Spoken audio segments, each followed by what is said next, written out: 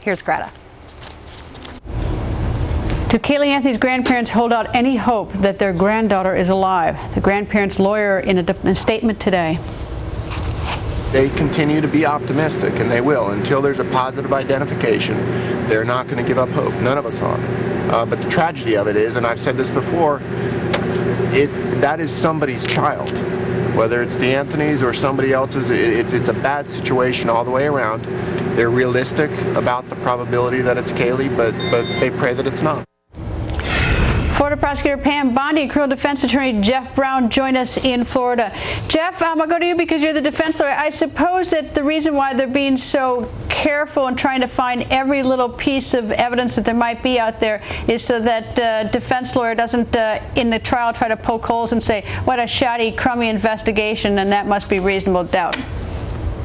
Yeah, you say poking holes, but really what we're doing is we're making the Constitution something that's living and breathing. We're making sure that they have Sixth Amendment rights and that the case is proven beyond a reasonable doubt. So it can be called punching holes, but what we're doing is we're making sure that anybody that gets convicted is going to be convicted beyond a reasonable doubt. And we're making sure that the government does that. So if they do it in this case, they'll do it in every other case, including a time where I might need them.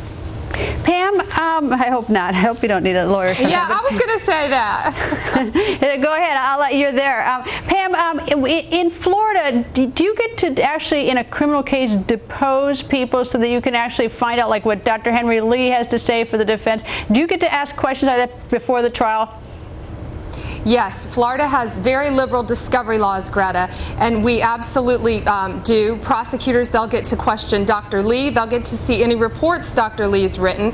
And if he hasn't written any reports because the defense asked him not to, they'll still get to question him on any findings he made and what documents he used to come up with those findings, as well as all the witnesses, just like the defense will get to do with all the state's witnesses. Well, I guess that's why I go back to Jeff. Jeff, so does it make a difference at this stage that the defense lawyer, I wasn't trying to jump ahead by suggesting that everyone would be deposed, but I mean, as you set up the defense here, we know there's going to be folks, there's going to be an examination or determine whether it's a mental health defense of some sort, but do you also have to be careful who you put in the inner circle in these early days? Well, you do. In Florida, like a lot of other states, we have work products. So while I conduct my investigation and I start examining what evidence I want to look at or what witnesses I might want to bring in, as long as that's work product, it's protected. But the moment I decide that I want to use that in my case, I have to disclose it, and then I open it up. And then somebody like Pam will come in, she'll take a deposition of my witnesses, she'll get to look at the documents that my witness relied upon or any evidence that I have. So yeah, in the beginning, most defense lawyers, they don't let it out.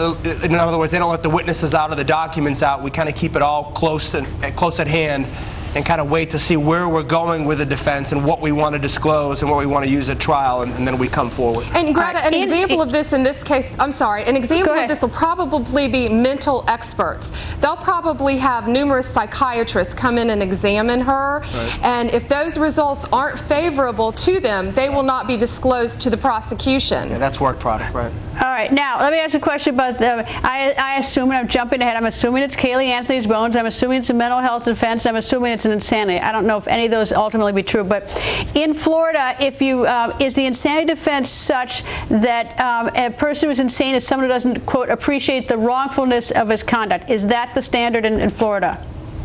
Yeah, it's whether you know the difference between right or wrong is how we like to condense it, right? All right, so if you spend 6 months covering it up, if you take lots of steps to hide it, to sort of pack it up and throw it someplace and really wrap it up and try to cover your tracks, does that suggest you knew you shouldn't have killed the person in the first place? Is that like a killer? Is that like a killer for the insanity defense? I hate to use that word.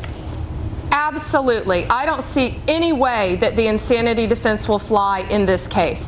I think they're going to have to try mental mitigation. I really don't think they're going to be able to find two legitimate experts to say that she was insane because of exactly what you said, Greta, what she did afterwards. It's a very, very high burden to meet the insanity defense. Yeah, Jeff, I think you'll find the experts. Go ahead. Yeah, I think you'll find the experts, but I mean, whether you'll convince the jury.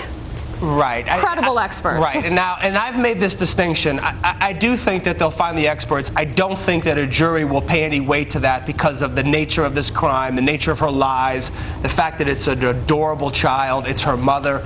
So I think they're going to get past all that. But I think they'll find the experts that will say that despite all of those actions, which looks like someone does know the difference between right and wrong, there are a lot of other things that someone will look at. They'll say this woman obviously has mental health issues.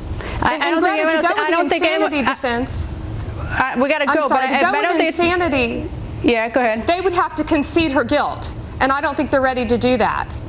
But the thing is that if you spend a lot of time and you very effectively cover up something, you're trying to hide it. You probably knew you shouldn't have done it in the first place, which of course is what was the biggest problem in insanity defense. All right, Jeff, Pam, thank you both.